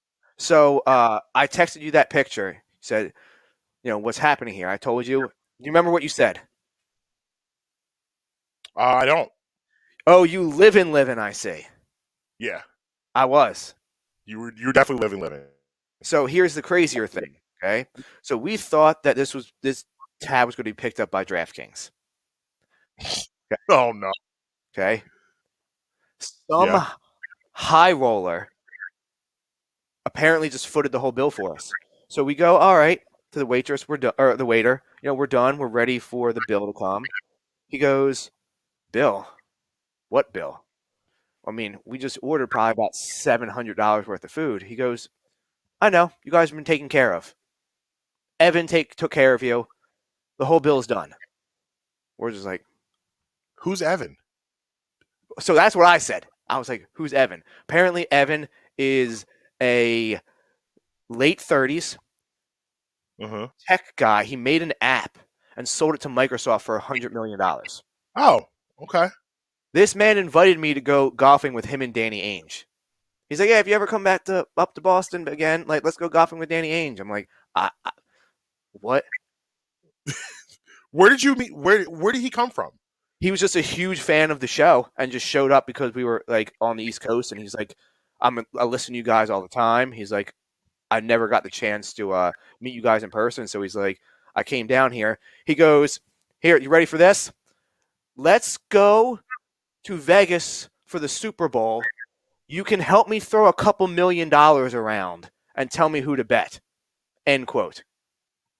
Yeah, so Evan has earned his spot with his donation to be a primary friend. He's definitely a primary friend. So you're telling me I have to go play golf with Danny Ainge? You got to go play golf Danny Ainge. I've heard about Danny Ainge on the golf course, and you need to be there. Oh, do I? I have not heard about him. So legends of Danny Ainge and Michael Jordan on the golf course together are unparalleled. So do you think I can let them just let me hang out instead of playing? Yeah, just drive the golf cart. It's like, yo, guys, I'll just drive you guys around and be the back. I'll caddy for him. But honestly, though, I will say it's about golf, and I hear this all the time from successful people. Is you want to be around success and make business deals. And yes, yes. The golf course is the place to do it, and that's the place to be. Those are the people to hang out with. Go play 18 rounds with investors. You're going to close a deal. Yeah. The thing is, I'm not good enough to be able to compete against them, and I don't want to be the butt end of all of their jokes for the whole day. Hey, Charles Barkley hits scores too. I mean, he's gotten better now, but like we remember that swing. Oh, we remember that swing. The only thing is, Charles Barkley also has the bankroll to back it up, though. True, but hey, fake it till you make it. Absolutely. And then take care of you. And then this is the big picture. I sent you this, and you didn't even know what was going on when I sent you this picture. So yeah, this was a meeting of the minds here. Yeah. Break it down for me. So we have center is Paul Howard, and to his right in front of the laptop is Mitch Moss. Those are the two hosts of Follow the Money, which is the morning show on the network. Talking with Big Perk, Kendrick Perkins, who is apparently a DraftKings ambassador, hence why he was there for the grand opening of the sports book. And he's a huge gambler, huge bettor, loves that sports betting is legal and all that, especially now that he's a retired player. He wants to get into that side of everything. Well, let me tell you about this big Perk story. Okay. So he's at the casino we were at. It's about an hour and a half drive from the Celtics practice facility. He rode down there one day at 3 a.m. He had practice at 8 a.m. He's like, I had to cleanse my soul. So he's like, I'm going to play blackjack. Now, I'm not necessarily the biggest card player, but I know that like when you're on a heater, you don't leave the table. Right. And blackjack, blackjack's my favorite game to play because you're not competing against the people, you're competing against the dealer. Yes. So I love the fact that I feel like my odds are better being a dealer than like, a bunch of random people. So he goes, next thing I know, it's like 8 o'clock in the morning. And I'm up 124K.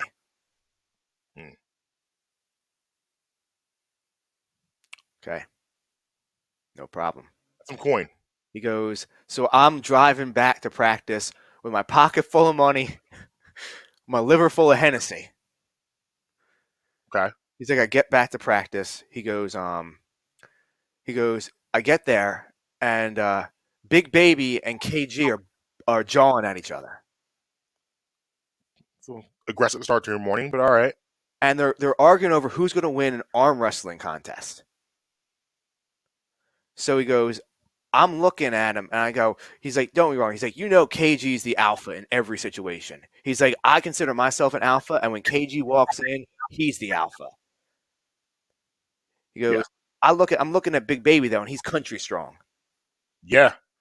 He's like, he's a big, I'm looking at him and I'm just like, I don't know. I think he's going to take down the dragon. So like an idiot, I bet on Big Baby. He goes, everybody's betting on Big Baby. Everybody's coming in. He goes, Paul comes in and goes, give me KG. There's 30 grand sitting in the middle of the locker room floor. They're going at it. He's like, and KG's just holding him, boom, right here, not moving. And you can see Big Baby just starts giving up, and all of a sudden, boom, loses it. KG slams him down. Paul Pierce goes over, says, give me my cheese. Goes over, picks up all the money off the floor, and just goes and blows it. 30 grand like that out of Perk's pocket. Boom. All because Big Baby lost to KG. He goes, you don't understand. He goes, millions upon millions upon millions of dollars were bet that season in the locker room when we won that championship in 08. He goes, we were the biggest gambling blank word that you could possibly imagine. Yeah, and but you know what too? Like all championship teams have that in common, where they have stories like that. Like the fun they had. He also had some very colorful words for his opinion still of Ray Allen. Oh. Can't say that on this show, but it's still a sore spot for them. Yeah, you can probably assume where I'm going with that. Yeah, I know exactly where you're going with that. It's still definitely a big time sore spot. Yes. So before we hit another break, I want to run something by you. And then I obviously I did sample the local cuisine of Massachusetts. If you catch my vibe. Yeah. Yeah, I got you. No, man. What a disappointment. No good? Listen, if I wanted something to taste good, I'd go to 7-Eleven and get gummies. Okay? They tasted good, but I don't care about the flavor. Right. So, and then I'm trying to just think, is there any other wild stories? Did I miss anything? Because I gave you like a preview of what we were going to be. Yeah, I think you just did a nice good roundabout of your league. I have to bring up the pastrami egg rolls though. Okay. Went to Guy Fieri's place. Mustard dip? Horseradish mustard, actually. Okay. The thing is, I mean, I like horseradish, so I didn't mind it, but it wasn't too much that if you're not a horseradish fan, it will overwhelm you. Okay, good. But have you ever heard of a pastrami egg roll? Like a smoked pastrami egg roll? No, Shout out to Guy. I'm picturing it right now in my head, and I like what I'm seeing. Oh, trust me. Apparently, Guy's known for them at his restaurants. This place also had a 3-story outlet mall attached to it. This is wild. Listen, they had 4 hotel towers there. Each tower had their own check-in. So I go to the front desk, I give them my ID, and she's like, "Oh, you're actually staying in this tower." I averaged almost 14,000 steps a day while I was there. I was gonna say you definitely got your steps in. Dude, I was moving, Marcus. I was moving, and grooving. The whole time I'm there though, I was like, man, I can't wait to get back and do the show. Yeah, but we did secure it, and you will be hearing Big Perk on these airways very soon. It was established, the connection has been established, and you will hear from him very soon. Can't wait. And that sums it up. Oh, one other thing. I got stuck. I was at Christmas lights on Saturday during the storm. Lost power. Oh, that's not good. No. Guy comes up. Worker guy there comes up behind me. Now he doesn't say this to me, but he's just kind of talking out loud, venting. He's like, "I don't know why we run this whole place off of generators and don't get ground power." So Marcus, no one's going to mistake you for being Mr. Fix-It. You're not Marcus the Builder. Mr. Call. You're also not Marcus the Clueless, though. Correct. Would you run 3 million Christmas lights off of gas power generators. I would not. I mean, that's kind of the that's what he was doing. Yeah, I wouldn't do that. I don't think that makes a lot of sense. But So break yeah, time or one more thing by you before we hit the break. Sure. So I came across a quote from Kelly Oubre Jr. on his time playing with the Warriors. He now plays for the Charlotte Hornets, having a pretty good year. Sixers got to see him a lot this past week. They played him twice in 1 week, which you don't usually get to see. But they played him twice, and he played pretty well. He's having a good year, no question. But I thought this was pretty interesting about his time with the Warriors. He says, as great as Steph is, not everyone will be able to thrive playing with him. It's a lot of setting screens and screens and screens for one player, and that just takes you out of your rhythm, you know? It's a lot more team-oriented here in Charlotte, and that's why I feel like I'm playing my best basketball. Okay. I have a major problem with this quote for a lot of reasons. Can I one question though. Was he on was Clay healthy? Well, okay, so he didn't get a chance to play with Clay and Steph. He only played with Steph. Right. Okay. So the reason, first of all, I always get upset and annoyed where you have the opportunity to play with a Hall of Famer, a champion, and you leave that with nothing more than knowledge about how to get better and how to become better to get to those levels.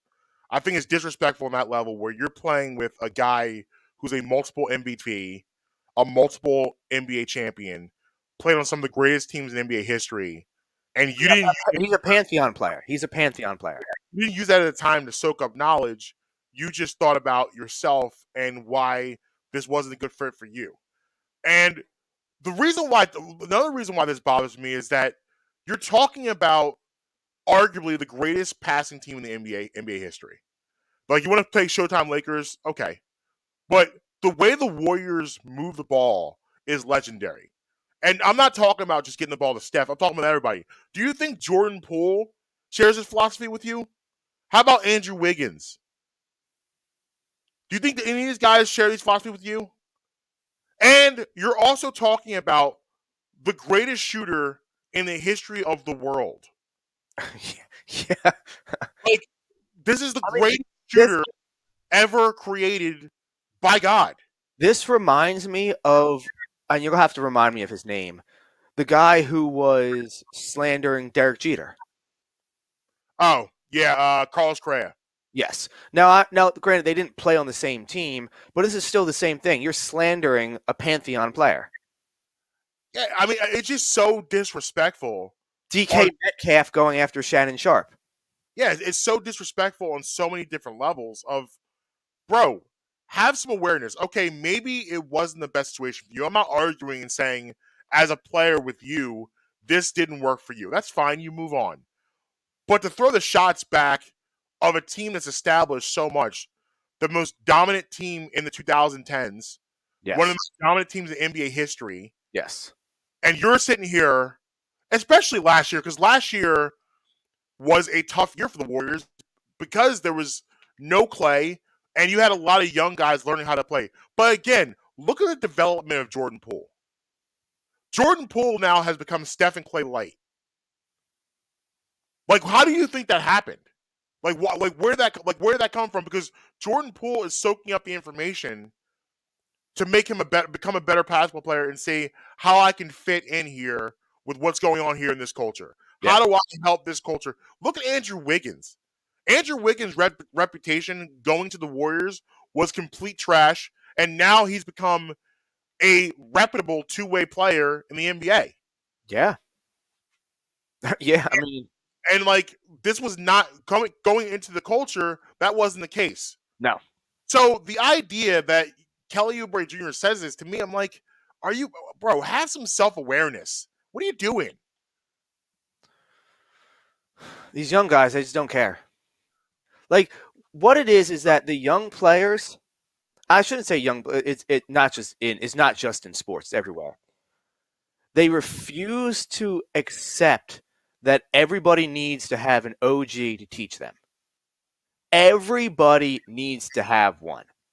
Yeah. Now, they don't all need to be the same one, but everybody needs to have one. And when they get one, they refuse to acknowledge it. Yeah.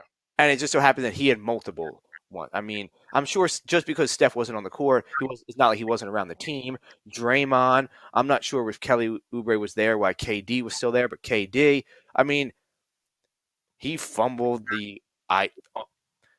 arguably the top 3 greatest position to be in the history of the NBA, with maybe Shaq and Kobe's Lakers and Jordan's Bulls as, above them.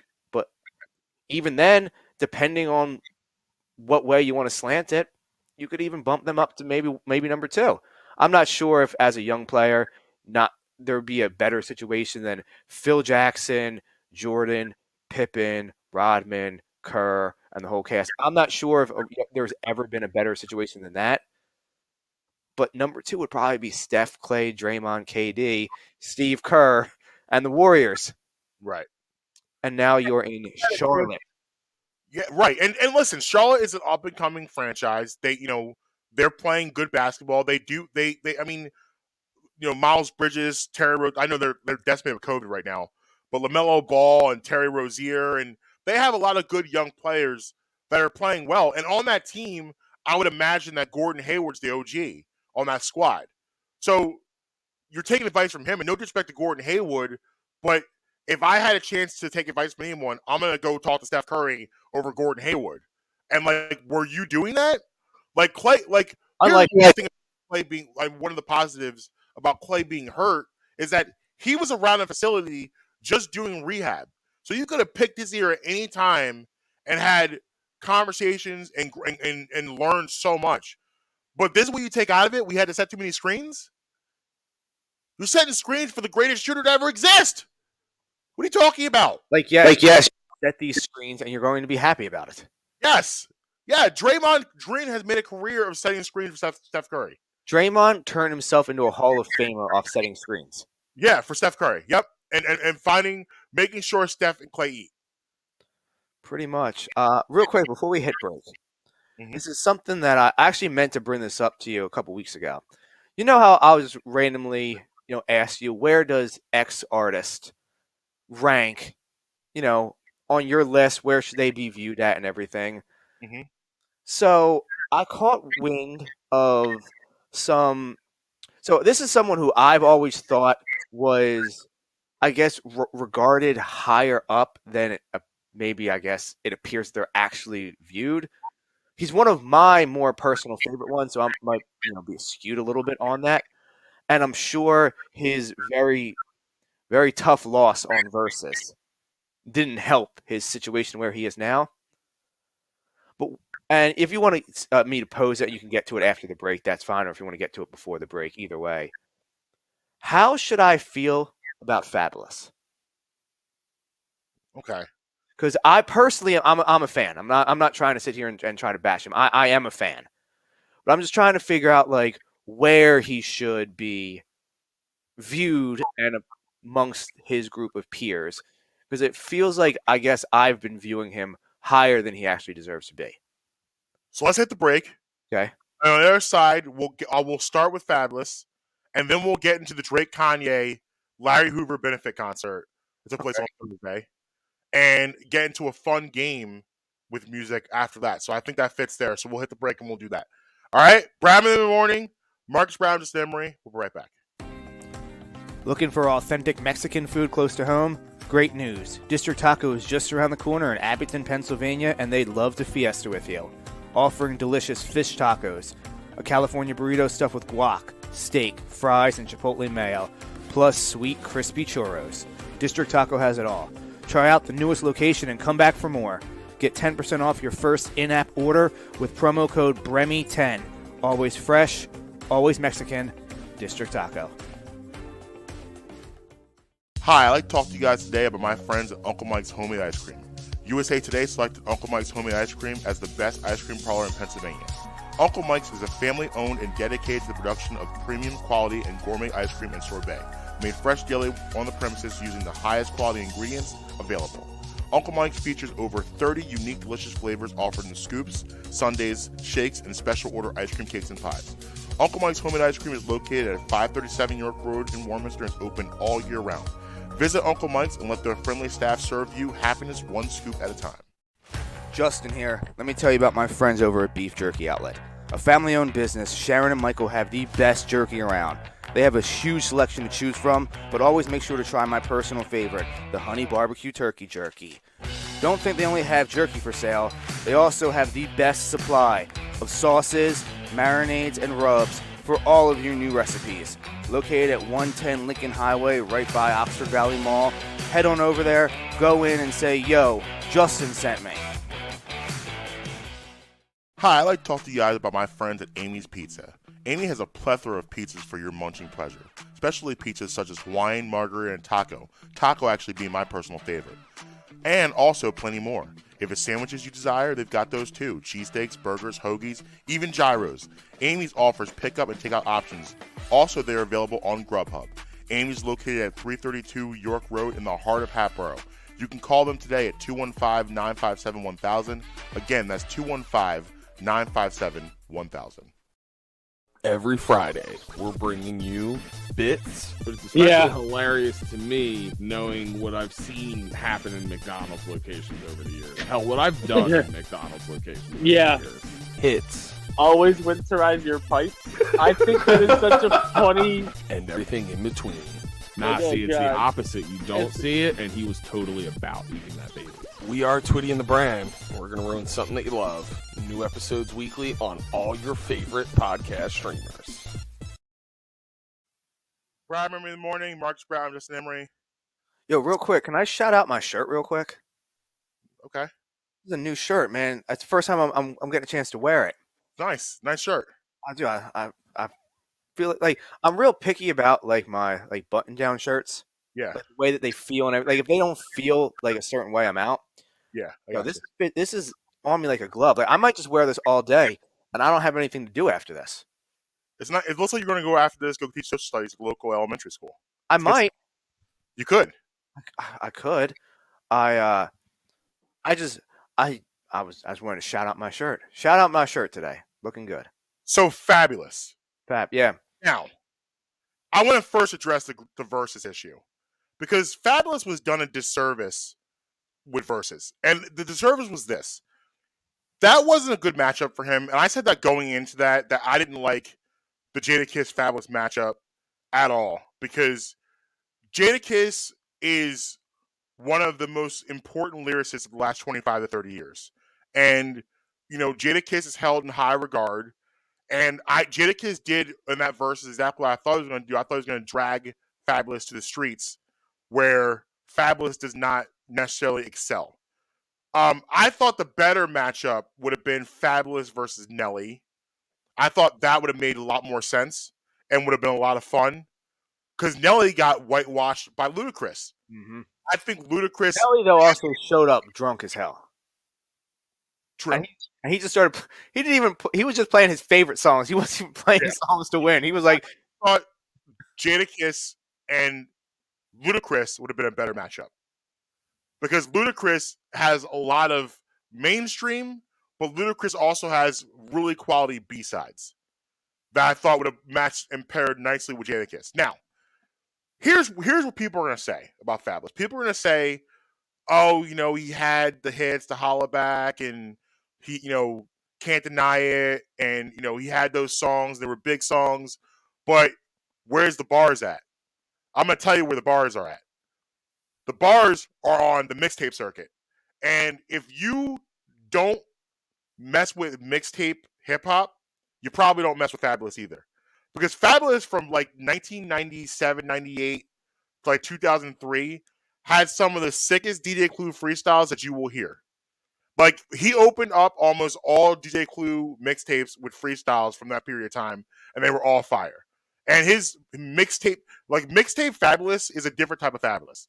And that's my favorite Fabulous. I like his mainstream stuff is fun, no question about it. But for me, I like his mixtape stuff a lot better. And if you weren't into the mixtape circuit like that, you probably really understand the depths of Fabulous and how good an artist that he is. He has become, it's weird too with him. Over the last like 5 to 7 years, he's become like a punchline in hip hop, which I don't quite get. Like he's become more of like a joke. And I don't understand that because like I know like in that era like where he was like really thriving, he was a big artist. He was a big deal. And not to mention, like I said, with the mixtape stuff, Fabulous has a lot. Fabulous is to me like a Ludacris, where you kind of almost forget the joint. So someone starts playing, and you're like, oh yeah, I forgot about this one. Oh, I forgot about this one. Oh, I forgot about that one. Oh, I forgot about that one. Like that's kind of how he is to me. But I think people, it was unfair what happened to him because what happened to him at Versus with Jadakiss is exactly how people see him. That's kind of a joke. And that's not fair because he's not. I wasn't sure if I was like overvaluing him because, like I said, I am a fan of him, and if I was overrating him, or if the majority of people are underrating him. Listen, Fabulous is one of the most versatile. If you think about it, he's one of the most versatile artists of the past 25 years. He'll give you club bangers, he'll give you songs for the ladies, and he'll give you mixtape joints. What other artist is doing that? Like, how many artists can give you the 3 phases like that and be really good in all those phases? It's a very difficult thing to do, and Fabulous has done that very, very well. And I think he does strong features and strong remixes. I agree. I agree. Listen, I'm here for Fab. I'm here for Fab. I think Fabulous is definitely someone that is underrated in the culture, and like definitely could like I wish he had a better versus situation than he got. Jadakiss wasn't it. I know why they did it because they had just put out they did an album, Freddie vs. Jason. So I think it was like, okay, they're friends, let's put them together. But if you think about the actual matchup of their catalogs, it did make sense. Now, a couple weeks ago, I posed to you a very similar question about Wale. Yeah. Where do those two rank against each other? As far as like who's the better artist? I guess I'd say who. Yeah. I don't know if better is the right because I'm going to take Fab all day, and I believe. Yeah, definitely Fab. I guess Fab's just done more. Like Fab's like Wale can't like Wale. While I believe Wale also is underrated, I think Fab, his catalog is like Fab has some of the biggest joints in the last 25 years. Like I think people forget how big Holla Back was. You could not move in 2001 without hearing that song in spaces. Like it was everywhere. Like Can't Deny It everywhere. I'm So Into You with Ashanti everywhere. He was on, and also too, like he was on some of the biggest features. Say Ah with Trey Songz. Remember how big that song was? Fabulous on that song. Like Fabulous has some really monster joints. Wale don't got those. Wale doesn't have the monster joints that Fabulous has. Fabulous has monsters, hammers that Wale doesn't have. I was listening to him doing show prep at the Borgata the other day, and it reminded me of that. I was like, I gotta make a note to find out what as you are the resident music go-to source on this show.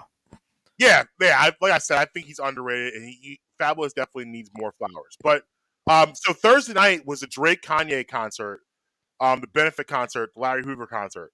Yeah. I almost asked you a really dumb question leading up to that, like maybe like 2 weeks ahead of it. I was going to be like, "Hey, Marcus, have you heard about the concert?" And I was like, why am I going to waste my breath saying that to him?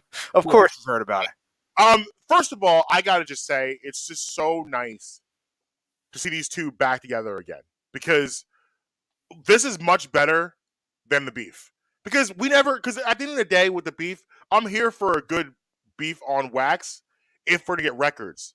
We didn't get any records. We got subliminal shots for years, and it was like a Cold War. So I'm much more into this than that. This is much better scenario for me. And like I think like the heart of their issues really was just the fact that I believe Drake felt that Kanye did not respect him the way he respects Kanye. Because Drake loves him some Kanye West. Oh. Loves Kanye West. He was so happy But you see the clip of when Kanye is performing "Find Your Love," and they filmed Drake backstage, and he's just vibing to Kanye singing his song. But he was so excited, even though I don't know if a lot of you know this, Kanye actually wrote "Find Your Love" and produced it and gave it to Drake because he thought it would sound better from Drake than it would from him, which is right. But Kanye performed it on Thursday night, and Drake is just vibing hard to it, like so excited to do that. And then he even says when Drake hit the stage, he says, "This is a honor for me to be sharing the stage with my idol and listen to my idol, sit backstage, listen to my idol go through one of the greatest catalogs in music history." Like Drake loves Kanye West, and I think his feelings were always He was legitimately hurt. Yeah, Like it wasn't just F him. Like it hurt his feelings. this all started back, and like this all goes back to 2010 when Kanye took Drake off of the All the Lights. The verse you hear on the remix with the Drake, Big Sean, and Lil Wayne, that Drake verse on that was supposed to be on the original All the Lights. And Kanye took him off. That's what Kanye does. Kanye plays around with things, puts stuff here, puts things here. He took him off, and that's kind of where the seeds were planted for all the things that took place, cultivating in 2018, where things really got out of control. But this has been brewing for a very, very long time. But I think a lot of it had to do with that fact that Drake always wanted Kanye to love him the way he loves Kanye. Now, to the this was like, listen, when Kanye West puts on a concert, you already know it's going to be something incredible. And like what Kanye West has done for the concert venue, especially in the hip hop lane, is that he really pays attention to the visuals.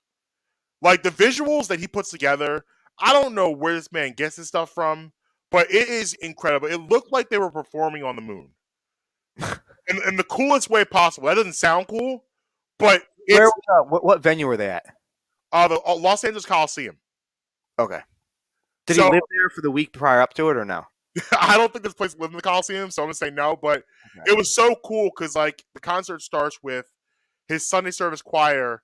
They kind of, I guess they blocked off one side of the stadium, so they're kind of performing in the stands, and you see the LA Coliseum with the flame, and all of that's illuminated with this nice white, flowy, cloudy light, and the Sunday service choir is performing, and they're going through their stuff, like a lot of just beautiful, uplifting hymns. And then the last hymn, Drake and Kanye come out of the light in that middle where the flame is and start walking down the stairs to the stage. And they walk up the stage, and the stage is like this mountain. It looks like a mountain, like a white mountain.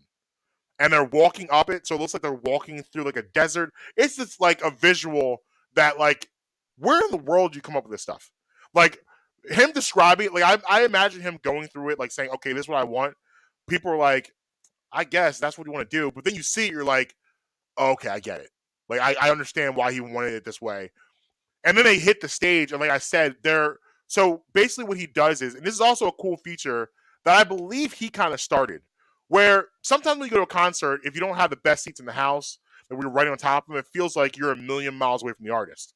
So what he started doing is and I went to watch The Throne, and it started there.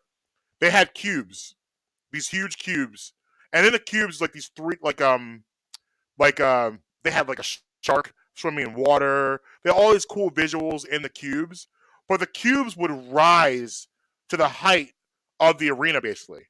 So it makes you feel way closer to the artist. Then his Life of Pablo tour, he had a rising stage also, where he was on the stage, and the stage was above the people in the front row, so it's above them, but it's basically almost level and was rising and floating around. So he was going around all of the whole venue, the entire venue, which artists have done before in a smaller stage. Like I know Michael Jackson has done stuff like that before, but only for like a song. Like he was doing it for the entire show. Now with this stage, the stage was risen up again, and you can see it if you're basically parallel with the second bowl of the stadium, which is awesome. Because like then it doesn't matter where you are, you're happy with where you are because you feel like you're part of the show unlike you could be at a large arena show, like you're at the Link, and you're watching Beyonce perform, but you're in the upper bowl, but you don't feel that same magic that you do when you're right there. So I thought that was a cool touch. And Kanye didn't play any games. He went through all the hits, like, which was smart because like that's what people want to hear. Like he did all the hits. All he did Gold Digger, which I haven't heard him perform live in like 15 years. He basically stopped performing that long live for a very long period of time. That was a cool touch. Obviously, Can't Tell Me Nothing, Father Stretch My Hands, All Falls Down, Jesus Walks. He went through all the joints.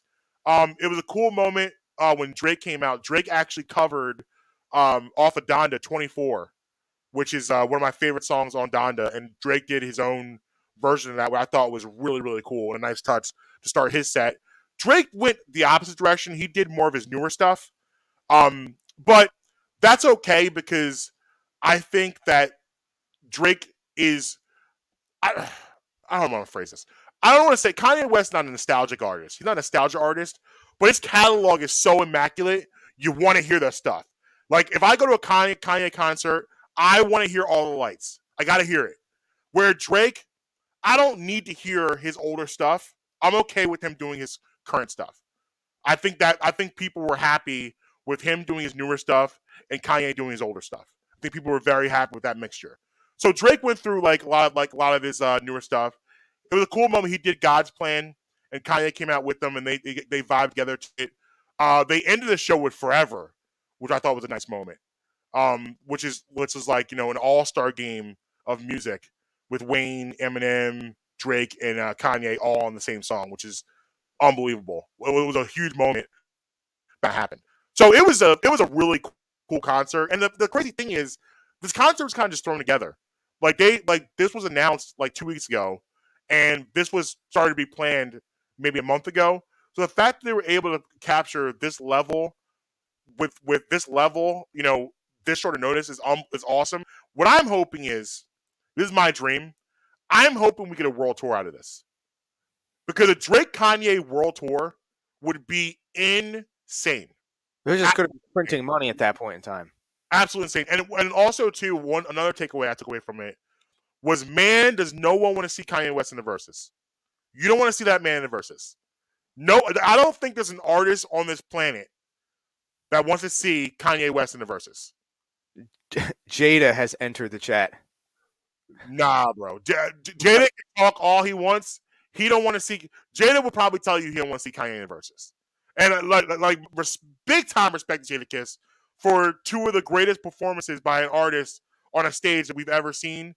Nah, because here's the deal: Kanye will give you that level of production that Jada wanted, but Kanye will give you the visuals. He got the pockets for it. He's a billionaire. He's gonna be doing weird things, having doing all sorts of weird things. Doves gonna be flying out. There's gonna be all sorts of crazy stuff for his songs. He's gonna have a stage show for every single track he does in the Verses. He's gonna have an outfit for every song he does in the Verses. And his catalog is, man. I mean, I guess Kanye's catalog, I put up there with Michael. I put up there with Stevie Wonder. I put up there with Beyonce. There's not many people that have a catalog like Kanye West. It's just not. It's just not. And if Kanye just sat with shades on, didn't say anything, and just hit play on his music and sat on the stage, I don't think anybody still could beat him. I don't. It's that good. It's fair. It's really that good. But so yeah, I mean, I would, if you haven't seen it out there yet and haven't had a chance to watch the concert, I highly suggest watching it. Me and the wife, Friday night, dim the lights down low. I love concerts. We do this thing where every once in a while we'll just go on YouTube, find a concert, and just watch it. It's an awesome experience to just have. We have the surround sound speakers, so the sound sounds good, but it feels like, and when you're watching on TV, it kind of feels like you're there. So we could go back and just find artists that we really love and just put on a concert, have a couple drinks, and just watch and vibe. Hell yeah. Time. It's a fun thing to do. If you have it, it's an awesome thing to have that experience. It's a lot of fun. But we did that Thursday with this, and it was a really, really good time. I advise anyone who hasn't seen it yet, check it out. I have not seen it yet, but I will be checking that out. So we got about 10 minutes left in the show. Yeah, so I want to play this game. I was gonna say, yeah, you got a new game for us to play. Yes. This has got me really excited. This conversation started really for me with DMX passing. Okay. When DMX passed, when we talked about his passing, I talked about his 1998 being one of the greatest years in music for an artist. Like the fact that he put out 2 platinum albums in 1 year, the features, that year was such a great year, one of the greatest years we've seen in music. So Double XL magazine did something really cool. Okay, so I'm gonna give you an option. All right, so this is Team A versus Team B. Okay. Music year edition. Okay, so I'm gonna go through Team A first. Okay. We'll go to Team B, and I want you to be the judge, and you tell me what team you think is better and will win this matchup. All right. Team A. Okay, 1994 Biggie. Now, let me refresh people's memories. Don't know what that means. 1994 Biggie is the come up Biggie. That's Ready to Die Biggie. Ready to Die Biggie. You already have the Mary J. Blige feature. But Ready to Die, obviously one of the most important albums in the history of hip hop. Huge year. Juicy is a Mount Rushmore song of hip hop. Yes. Like if I want to talk about if I have a playlist of culture, like this playlist is for the culture, Juicy's on there, and I'm telling you right now, if I look at you and you can't recite all the words of Juicy, we can't be friends. You're not a primary, not a secondary. We can't hang out. Like we just can't. Like that to me is hip hop Bible, hip hop scripture. You need to be closing your eyes and know every lyric to that song. Man, I even want to hear you do the ad libs. If you ain't hit the ditty, it's all good. I don't want to. No, I need to hear all of it. You need to ad lib all the way out to the end of that song is done. So I mean, that's a very fair statement because you can't go anywhere and not hear that song, and everybody knows it. And that song's just so important because it's such a that's when hip hop was just starting to have maybe this could be a mainstream art form, and that song projected that. That was a self-fulfilling prophecy about where hip hop was going. Whether you're at a party or at the club or and you can just be driving down the street. Mm-hmm. The second you hear, "It was all a dream," yep, it's over. It's just such an up. I'm getting chill bumps now just thinking about the power of that record. A guy who was selling drugs on the corner of Fulton and St. James with no prospects, becoming the biggest rapper in the world and being able to take care of his family off of his words. It's unbelievably powerful. So that's 94 Biggie. Here's a monster, okay? 2000 Eminem. Now, we have both of you. Marshall Mathers LP? Yes. Yeah. Yes. Both you and I have talked about how big an artist Eminem was at his prime. And this is the prime of the prime. 2000 Eminem is the apex of Eminem. That was when he was just, everything he touched was gold. And, you already had the Slim Shady LP, which is a big album in 99. He follows up the following year with one of the biggest albums in the history of not just rap and music in the Marshall Mathers LP. So that's one of the biggest years in hip hop history, in my opinion. I'm sure yours too. So then we go to another monster year from another monster artist. And, if you want to say Eminem's 2000 was big, this is maybe 1A in years. It's 2003 50 Cent. So this is Get Rich, Die Trying. I'll tell you this right now because I remember this is when I was living in Maryland. I was out at a club this was February 2003. Or maybe 2002. I know it was before In the Club dropped Main Stroll, but this DJ had it. Justin, when I say it was a movie when that song dropped, it was a movie. I have seen this happen only a couple times. I watched people just freeze and not know what to do. When that beat hits, go, go, go. Everyone just kind of froze and said, I don't know what's happening, but I like it, but I don't know what to do either. Like people stopped drinking. People just looking around. But DJ had to play that song. He played it like 3 times in a row because like people were just like, play it again. What is that? And this is coming off of, we talked about the mixtape era earlier. 50 Cent, one of the biggest mixtape artists in the history of mixtapes. Junior Radio, legendary Junior Radio. So we're coming off the heels of that into 2003.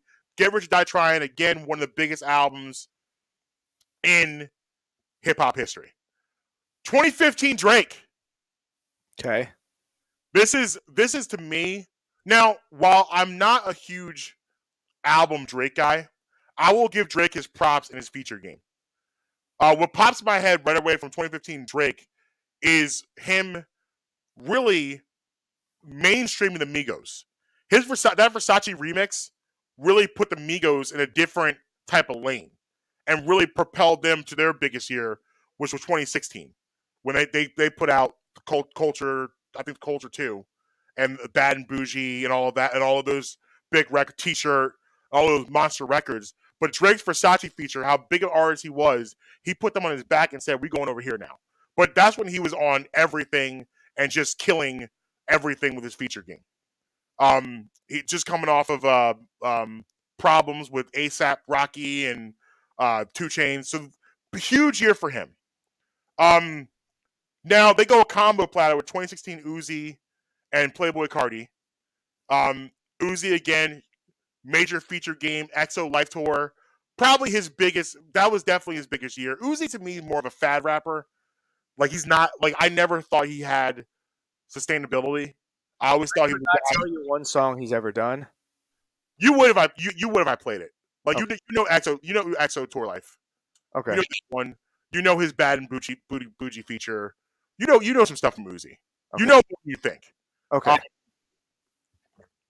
So like, but yeah, I always looked at him as more of a fad guy, not really anything I thought, would stick around. So all right, so that's Team A. Let me go through Team A one more time. 94 Biggie, 2000 Eminem, 2003 50 Cent, 2015 Drake, 2016 Uzi Cardi. Okay. Playboy Cardi. All right, Team B. Okay. Now, I've often been critical of this first artist, but I will say this. This year deserves to be on here for him being on this list. 1996 Tupac. Okay. 96 Tupac is my favorite Tupac. That's Death Row Tupac. That's All Eyes on Me Tupac. Some of the biggest smashes you're gonna hear: California Love, The Tough Child Attack, All Eyes on Me. So many incredible, 2 of America's Most Wanted. Like, huge monster records. And the vibe, like, talk about iconic album covers. Tupac with the black overalls in the chair. One of the most iconic album covers of all time. And one of the biggest double CDs of all time, All Eyes on Me. Great album. Great lead up to the album. Love Death Row Tupac. So that definitely is on here. Now, the next one is one of both of our favorites. 2008 Lil Wayne. Oh. One of our personal favorites. 2008 Wayne. We're talking Carter 3 Wayne. We're talking mixtape Wheezy. We're talking 2007 Best Rapper Alive Wayne. We're talking Wayne being featured on everything. Song that came out the whole year. And he did miss. I don't know that Wayne is Wayne the greatest feature artist of all time. Man, he's on the very short list. I put that conversation I have with Wayne, Chris Brown. Hold on. We just now have a new topic for Wednesday. Okay, we'll come back. Come prepare with your top 5 feature artists of all time. Okay, all right. Here's another one of my personal favorites. Now you could have picked a bunch of years from this artist, but this one I would probably say was his biggest mainstream success. 2010 Kanye West. So we're talking Good Fridays, yay. We're talking My Beautiful Dark Twisted Fantasies, yay. Leading into Watch the Throne, yay. Yeah, I'm more personally a fan of I guess it would be 07 with Graduation. Okay. That's where I'm personally going to go with it, but I won't push back against 2010. Which is my point, is that You could have gone 2004, yay, college dropout. You could have gone 2007, yay, with graduation. And you could also go 2010 with My Beautiful Dark Twisted Fantasy.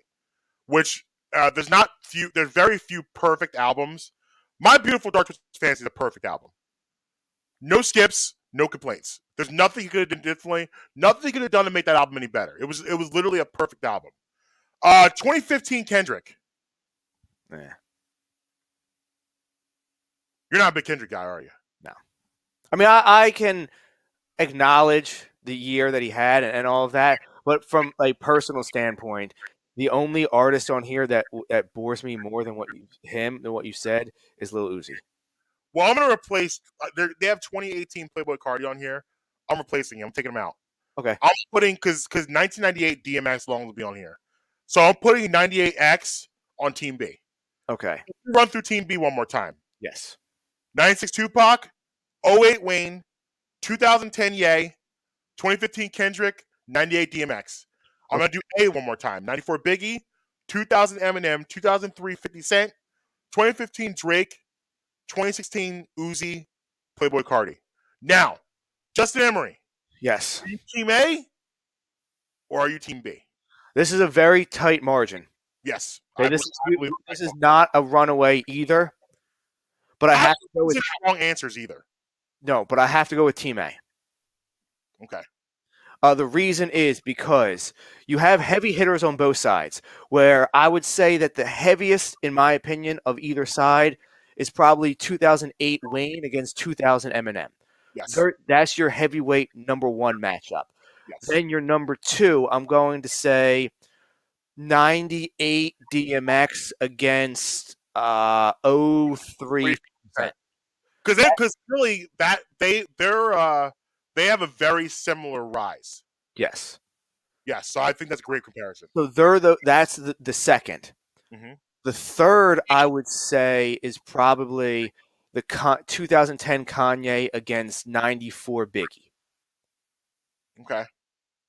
And then where it starts to pull away is that I think that the 96 Tupac can't really compete against the 15 Drake. Yeah. And I think that's where it starts to pull away with number 5, 16 Uzi against who am I missing? Uzi Cardi, Playboy Cardi.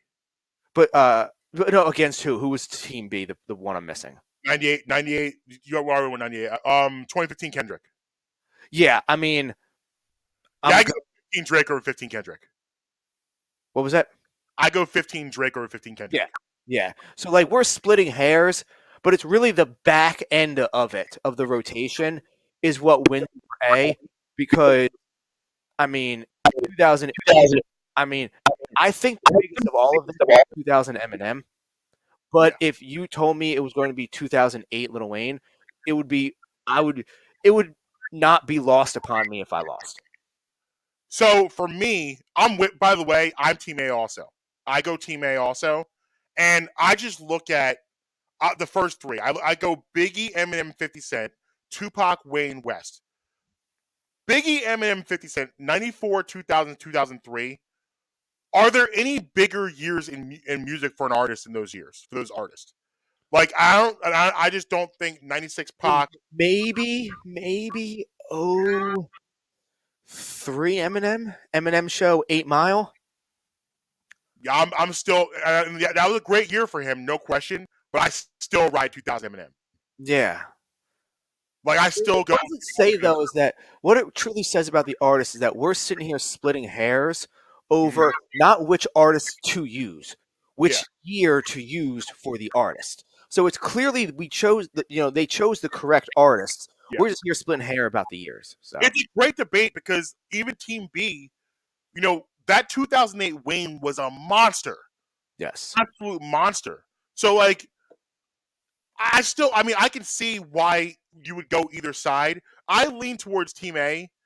But like I would listen to an argument for Team B. I think an argument for Team B can be made. But listen, it's time for us to get out of here. So Mark can be tweeting everywhere.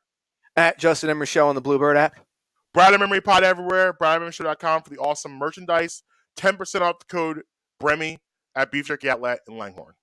Use promo code Bremy10 at checkout to get 10% off your first in-app order at District Taco. And until next time, you be with us, you be against us, but you're never going to stop us. Late.